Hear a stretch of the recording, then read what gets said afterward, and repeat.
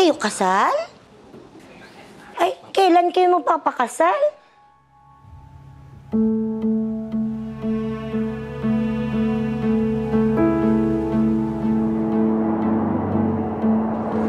Rom-com.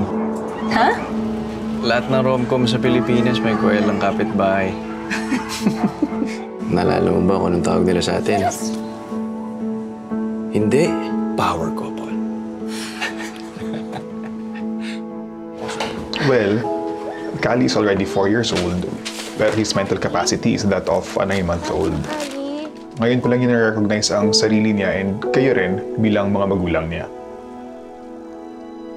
Pero at least, nung pinagbubuntis ko si Kali, baka nakapagpa-test tayo kaagad kung may condition siya. Oh, tapos, terminating pregnancy, cancel order. Gagawin natin lahat para kay Kali. Bibigay natin sa kanya yung Wonderland. Teacher Dan, magkano naman ho kaya yung aabutin? I think we charge around 75,000 a year. Pang mayaman talaga yung kondisyon ng anak ko. I'm sorry, ma'am. I am a mother of a child with autism. I send my son to school every day. I prepare his food every day. I wake up at 4 a.m. to help him every day. And I stay up late until 12 midnight for work every day. It's time to grow up and take ownership of your choices. Rom-com pa rin ba ito, Pao?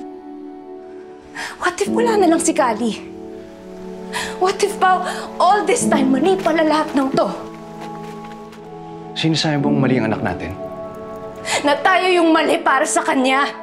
May kondisyon man o wala, mahirap talaga magpalaki ng anak dito sa Pilipinas.